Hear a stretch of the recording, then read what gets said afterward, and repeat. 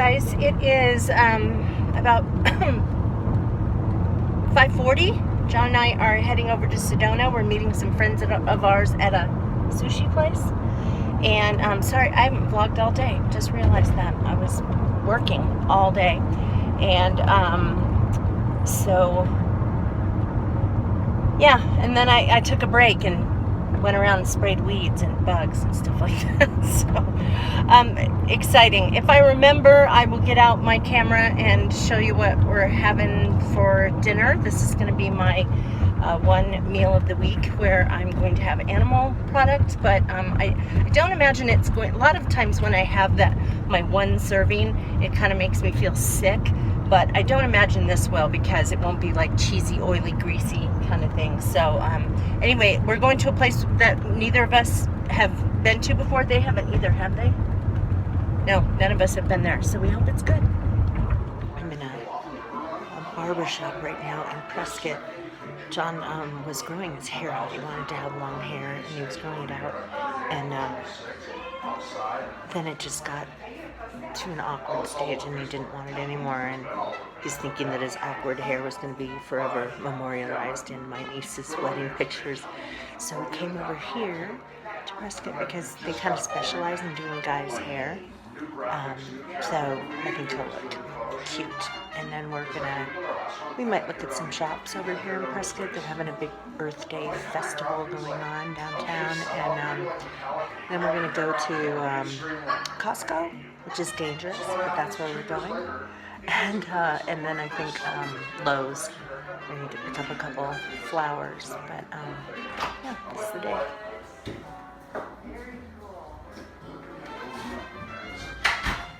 Hey, Sean. Got a little bit of a rockabilly thing going on here. A little bit. So I thought we would go and look for a place to have lunch.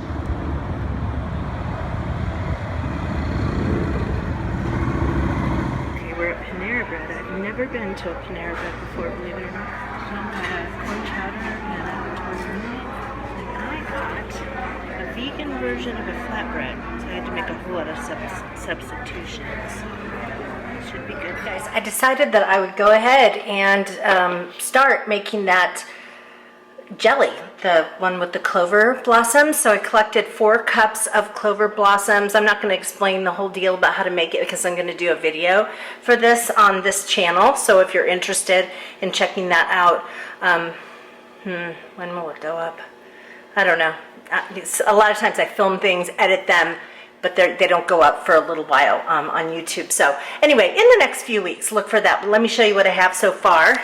So I collected all of the blossoms, snipped off the stems, rinsed them really well, put them in a salad spinner to get them all rinsed out, and then boiled some water and put them in here, and now they're sitting, and then they have to sit and infuse in the refrigerator. Then there's a whole process of kind of, doing a bunch of stuff to make the jelly, and so hopefully this will be my second time making jelly, and hopefully this time will be successful. Hey guys, it's Monday, and as you can see, I'm in my car and in Flagstaff. Sorry about the clip that you just saw. Was probably a little confusing. There was no context about that whole thing with the clover blossoms. You probably noticed that I didn't have a vlog that went up earlier this week, and I don't know what happened to my footage. I had quite a bit I filmed, but when I went to upload, certain things were missing, and I had 6 minutes of stuff. And so, yeah. Anyway, the whole deal with that clover blossom thing was that I was going to try to make some. I am going to try to make some clover blossom jelly. I saw it online somewhere, and in the past I've tried to make prickly pear jelly. My husband was determined to have us make prickly pear jelly, and if you know what a prickly pear is, those little thorns on those things, if you can call them that, are just, they're like little fine hairs, and they go through garden gloves, and you can't get them out because you can hardly see them to even use tweezers to get them out once they go. It was such a disaster. And we tried to burn them off. We tried to peel. Oh, it was just terrible. And then, so we had a ton of fruit, but we ended up only doing part of it because it was just so tedious and painful. And then we ended up with like a sink full of these prickly pear fruits, and it ended up making like this much jelly, and it didn't even taste very good.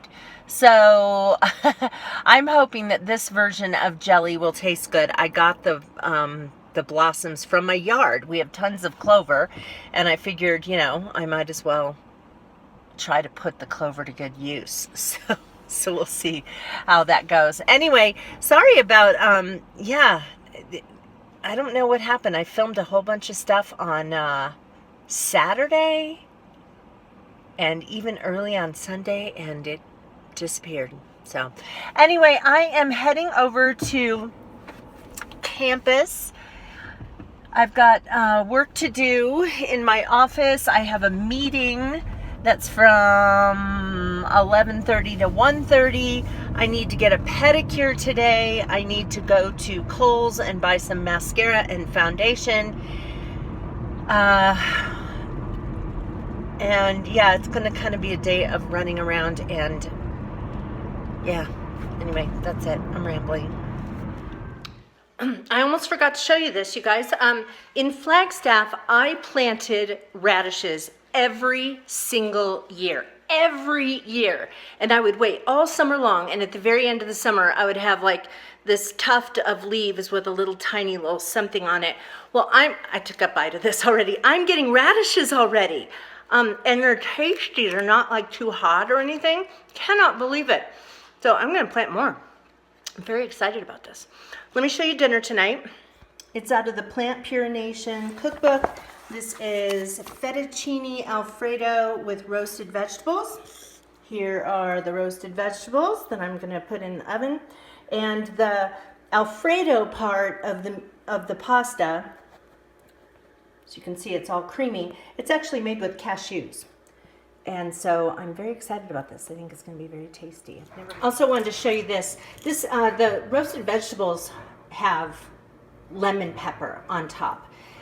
But I don't know, it was probably a year ago. I think I was watching something on Food Network, and they said you can make your own lemon pepper, but this actually is lemon pepper and salt.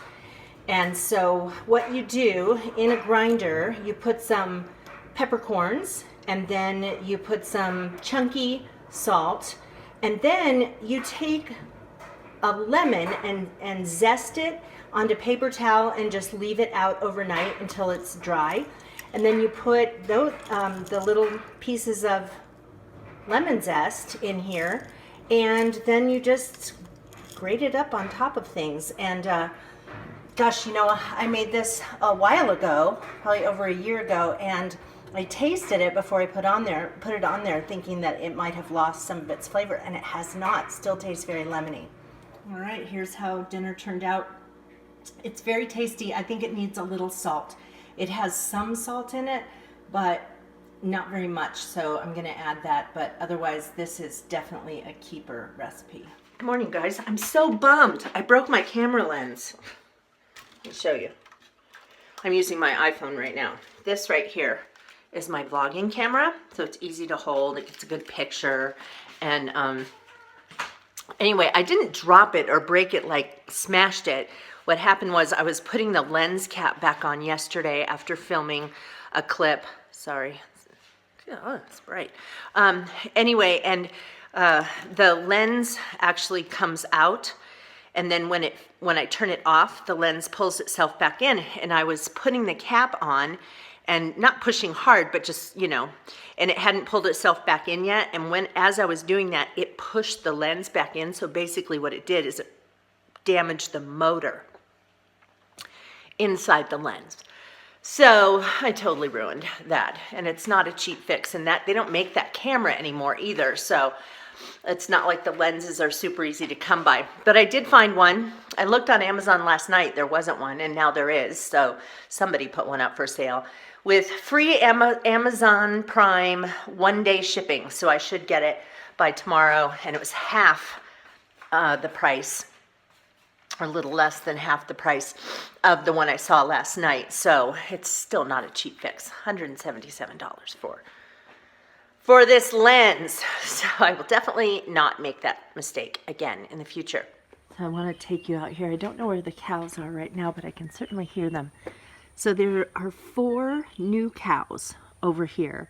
Not new, they were in another pasture. And as it turns out, they are being weaned. All 4 of them are being weaned from their mothers, and they are unhappy. So one of them, and you'll see him later, he was just mooing. I don't know where he is right now. But anyway, one of them is really unhappy, this brown cow. And he is, he's letting the world know that I don't know. I was going to say maybe he just wants milk. But it's also very possible that he's just wants his mom, because cows are really social, I have learned. So these 4 cows are missing their moms, and then you can hear the moms mooing back at them from over this direction in the pasture where they are, and it's going to be a little bit of an adjustment. But this cow lets us know every morning, like, you're not sleeping, because everybody needs to know how upset I am.